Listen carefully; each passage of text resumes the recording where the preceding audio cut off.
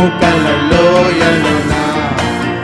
గొప్ప సైన్యమునే చూడగా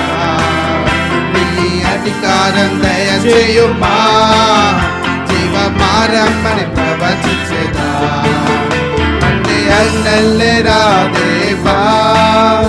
అన్య భాషలతో అభిషేకించు గాలెల్లే నన్ను తాకుమా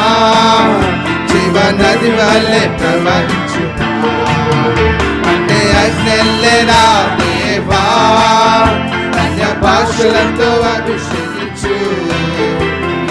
గాలెల్లే నన్ను తాకుమా జీవనది వల్ల